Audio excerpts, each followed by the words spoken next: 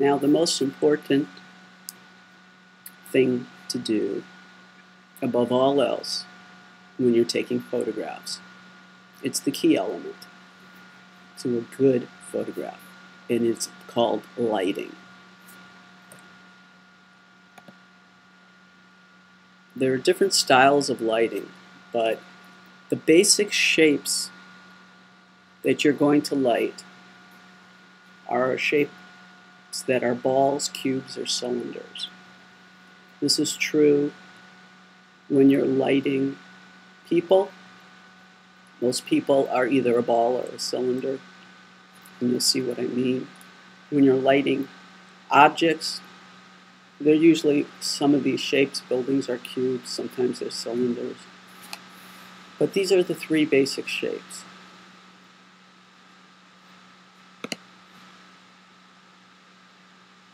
So when you're lighting something that's shaped like a cube, the main side of the image, of the object I should say, you need to have to be your highlight side.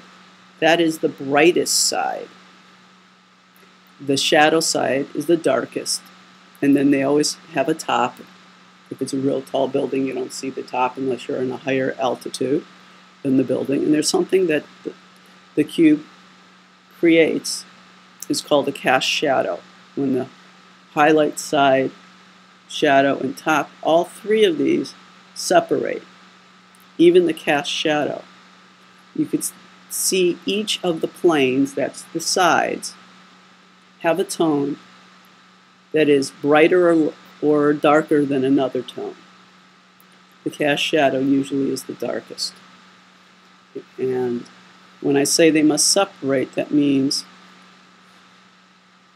the tone of each can be determined. The highlight side is brighter than the top. The shadow side is lighter than the cast shadow. All of the sides separate. This is the cube. Next, we have a ball. We have a bright side, which is the highlight side, the darker side, which is the shadow side. There's a transition between light and dark, and that's called the core. It casts a shadow, cast shadow, and there's a real hot spot, which in this, unfortunately, in this digital image you can't see, but it's right near where it says incident highlight. There's a hotter spot, and the best way to see what incident highlight is look at the person next to you and see what part of their face or nose is brighter than all other sides when light hits them, and that would be that incident highlight. But this is the round ball shape. Creates three dimensions, light. So now we look at the cylinder. The brightest side is the highlight side. Then the top, not as bright as the highlight. The core is the transition between light and dark. The shadow side is darker, and then the cast shadow is the darkest. Now I'm going to show all of these I'm going to show you these lighting techniques now on a person. Now, when you're lighting people, there are 6 basic portraiture lighting, called broad light, split light, short, rim, Rembrandt, and Paramount. Now, I'm not asking you to be professional photographers.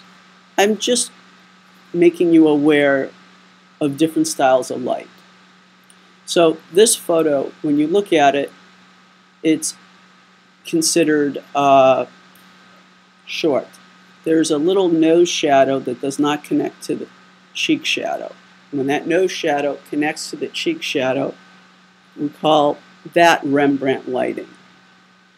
And I'm going to show you the different styles of light now in portraiture. So this is broadly lit. There's a shadow side on the left cheek. There's a highlight side. That real hot spot's on his nose. We don't see the cast shadow here. Now, split lighting, very obvious. Splits right in half. A dark side, a light side. Now, this is extremely dark. If I was really taking a portrait, I would fill in the shadow side so you could see some definition in the person. But for this example, I just wanted you to see the split light and dark. Here's that short light where the nose shadow doesn't hit the cheek shadow. It's fairly broadly lit with the exception of that nose shadow. That's what makes it short lighting.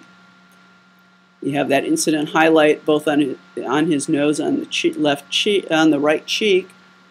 You have the highlight side on the right side, and when I say right side, it's his right, not when you look at it. And here we go. This is rim lighting.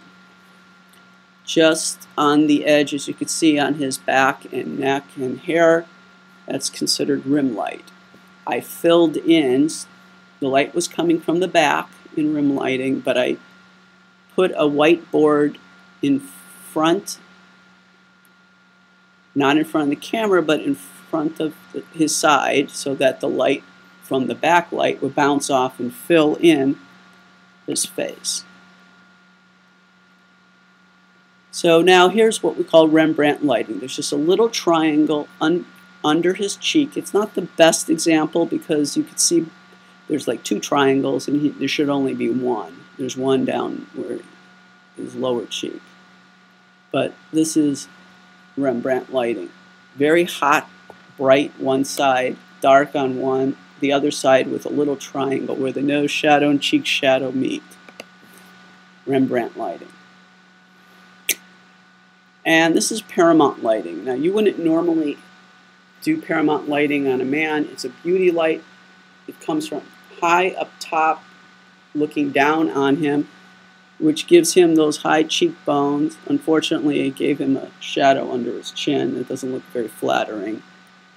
But you get high cheekbones, top-down lighting, and a little incident highlight on his nose. And that's lighting. Make sure when you are lighting your subject, the light always is at your back and on your subject. That is the key for your lighting.